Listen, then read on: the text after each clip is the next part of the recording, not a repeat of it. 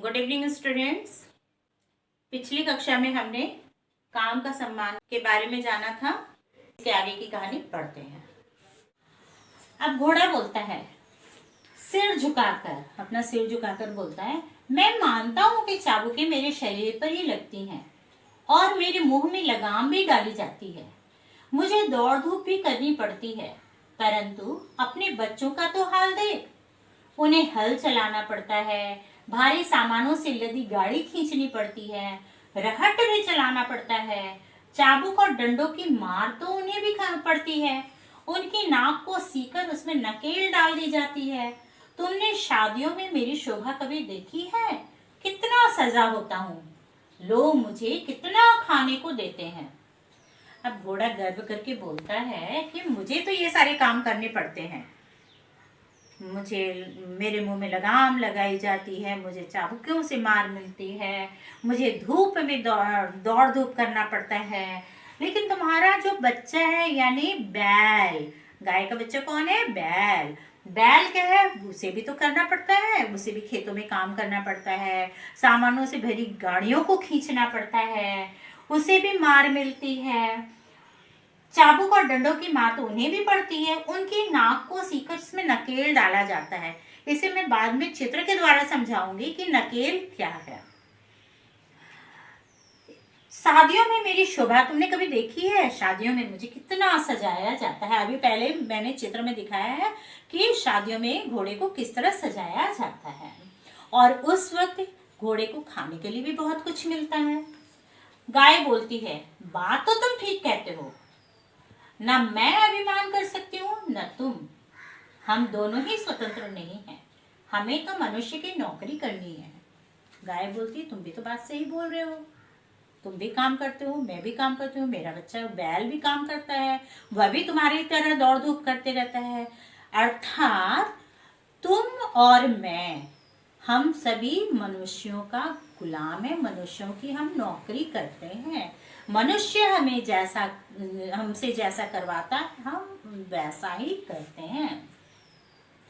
घोड़ा बोल कुछ सोचता हुआ है, वो सोचता है, फिर बोलता है, बहन तुम ठीक ही कह रही हो, तुम बिल्कुल ठीक कह रही हो। गाय बोलती है, तांगे वाले तुम पर अत्याचार करते हैं और गाड़ीवान मेरे बच्चों पर। मैं भी पराधीन हूँ, मेरे बेटे बैल भी और तुम भी।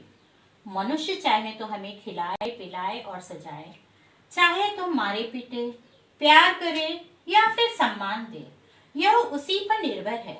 कहा भी गया है, पराधीन सपने हूँ सुख नाही, इसलिए हमारा अभिमान करना व्यर्थ है। गाय समझाती है कि तुम भी काम करते हो, मेरे बच्चे, मेरा बेटा बैल भी काम करता है, दोनों पर अत्याचार होता है। मनुष्य हमें जितना भी खिलाता है पिलाता है, हमें सजाता है, जैसा भी करता, हमें प्यार करे मारे जो भी करे, हमें तो उनके अंदर ही काम करना पड़ता है।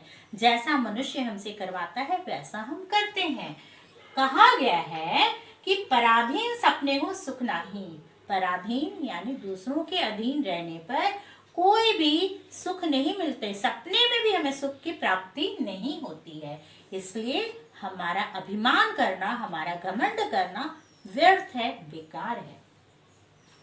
घोड़ा बोलता है, गाय बहन अब मैं समझ गया कि सभी को अपना अपना काम करना पड़ता है।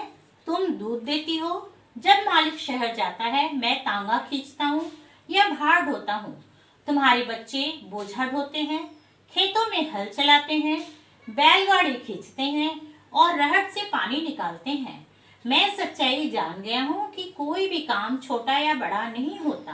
हम सब जीव बिना काम किए बैठ तो नहीं रह सकते, इसलिए अपने अपने काम का सम्मान करना चाहिए। अब घोड़ा बोलता है कि तुम सही बोलती हो, तुम अपना कर्तव्य करती हो, मैं अपने कर्तव्य करता हूँ।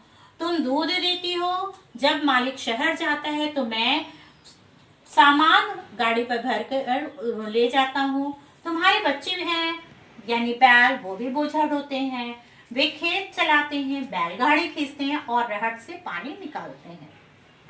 मैं सच्चाई जान चुका हूँ, कोई भी काम बड़ा या छोटा नहीं होता है, इसलिए हमें भी हर काम का सम्मान मिलना चाहिए, हर एक काम के लिए हमें भी इज्जत मिलनी चाहिए। झूले की तरह ये है, इसमें बहुत सारे डब्बे या बाल्टियां लगी हुई हैं जो कि नीचे कुएं के अंदर में जा रहा है। ये देख रहे हो, ये झूले की तरह ये है, इसमें बहुत सारे डब्बे या बाल्टियां लगी हुई हैं जो कि नीचे कुएं के अंदर में जा रहा है। ये रस्सी से या मोटी चेन से बंधी होती है, एक तरफ से नीचे जाता है और पानी भरकर ये ऊपर आता है और ये ऊपर से पानी गिरता है जो कि एक नली के द्वारा या नाली के द्वारा वह खेतों में जाता है।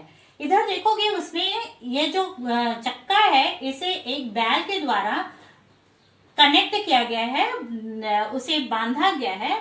ये क्या होता है कि बैल जब घूमता है, देख रहे हो ये बैल घूम रहा है, उसके पीछे एक आदमी है, एक लकड़ी का लगा हुआ है, इसमें वो गोल गोल घूमते रहता है। जब गोल गोल बैल घूमता है तो क्या होता है, ये जो चेन के द्वारा बंधा हुआ बाल्टी है वह नीचे जाता है और फिर उसमें पानी भरकर वह ऊपर आता है।